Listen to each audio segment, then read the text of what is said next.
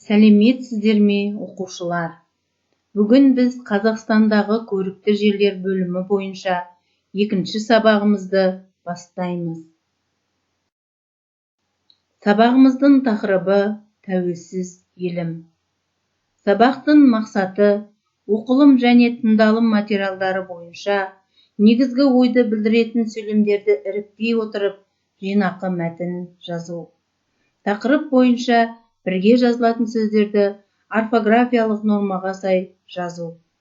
Бағалау критерийлері. Дайын сөз тіркестерін қолданады.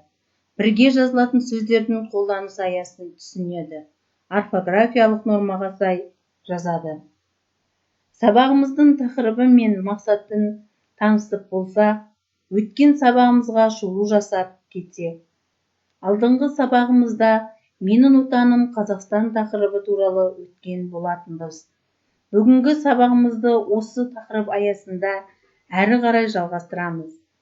Сіздер отан деген сөзді естігенде алдымен ойымызға не келеді? Иә, балалар, дұрыс айтасыздар. Отансыз адам, ормансыз бұлбұл деп. Дана халқымыз бекер айтпаған. Себебі адам баласы туған жерсіз, отансыз өмір сүре алмайды. Ендеше біз қандай елде өмір сүріп жатырмыз?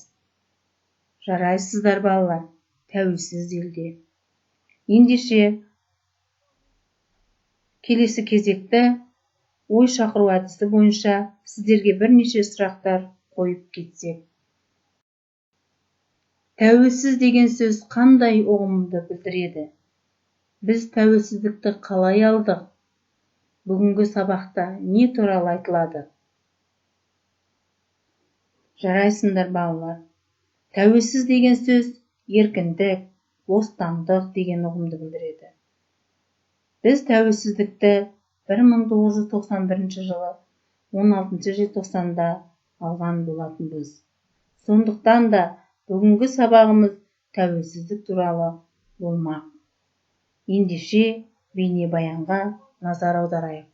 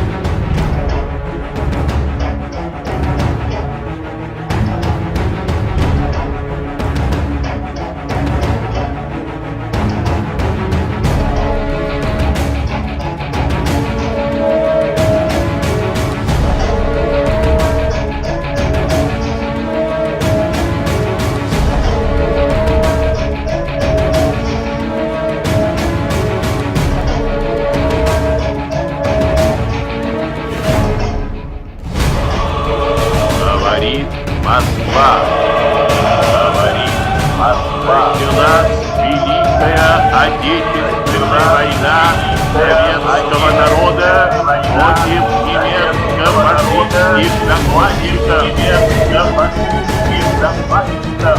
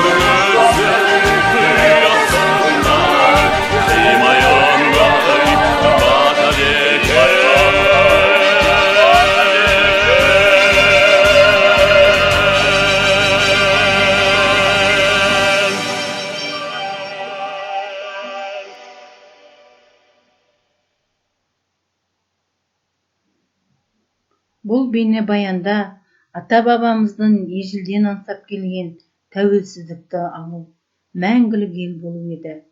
Тәуелсіздікті алу жолында қаншама қиындыққа тап болғанбыз.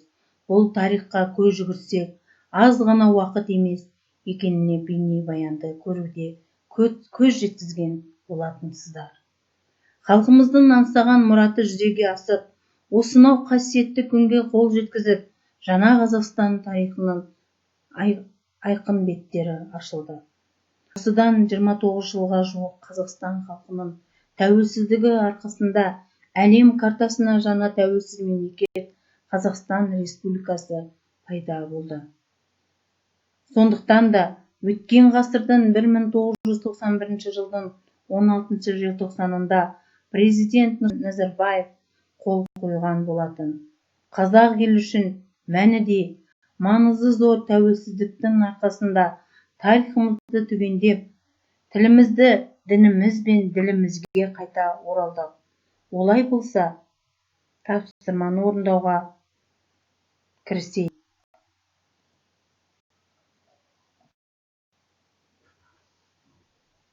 Туған жер, атамекен, Қазақстан туралы жазылған өлеңдерді мұқият оқып, танысып, ондағы бірге жазылатын сөздерді кестеге толтырайық.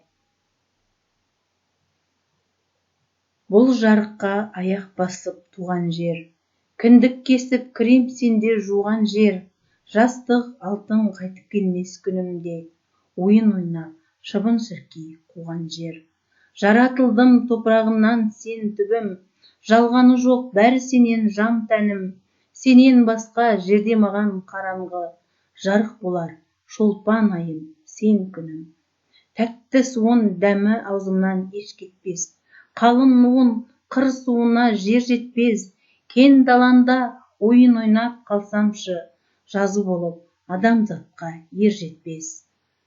Балақ түріп, қозы қуып жарысып, батпағымда тен құрбынмен алысып, түнде ақ сүйек алты баққан, ал күндіз үйретем деп асаутайға шабысып. Адам басы аладобы деген рас, қалай қуса солай кетпек сорлы бас. Кім біледі, мен де шетке кетермін, туған жерім сені таста, басым жас. Міржақып Дулатов. Атамекен, сүйем сені туған ел, атамекен. Абзал анам сенсің ғой құшағым кен, жер мен көктің жанаты бір өзімсің, сенен артық не табам, қайда кетем. Іздеймін деп жүрек желдей келген, асан қайғы емеспін қасымын мен. Қорқытта емен елсізде көр басында, қобызыммен сырласып күңіренген. Еркежанмын өмірде өстім еркін, еркелеме ей жігіт еспедер еркім, өз елімде өзендей гүрілдеймін, тасып шалқып өтемін осы сертім. Қасым Аманжол. Бірге жазылатын сөздерді мына кестеге толтырайық. Тапсырманың дескриптері: өлең үзінділеріндегі бірге жазылатын сөздерді таба аласыздар. Бірге жазылған сөздердің жасалу жолын табасыздар. Бірігу арқылы жазылған сөзді орфография нормаға сай жаза аласыздар. Бірге жазылатын сөздер: дұрыс айтасыздар. Ақ сүйек, алты бақан, жер жоқ, асан қайғы. Олардың барлығы екі түбірден біріккен сөздер. Олай болса балалар, сабағымызды бекіту үшін 5-5-1 әдісі бойынша бүгінгі сабақтан нені меңгергендеріңіз жайлы 5 сөйлем жазыңыздар. Одан кейін сол 5 сөйлемді 5 сөзге дейін қысқартыңыз. Сонында 5 сөзді 1 сөзге қысқартыңыз. Сол сөз бүгінгі сабақтан түйінді сөздерін болады. Жарайсыздар балалар. Үйге тапсырма. 7-ші оқулықтағы 7-ші беттегі 9-ші тапсырма. Мен елімнің азаматымын тақырыбында монолог арқылы өз ойыңызды дәйектеп жаз. Назар қойып тыңдағандарыңызға көп рахмет. Сау болыңыздар.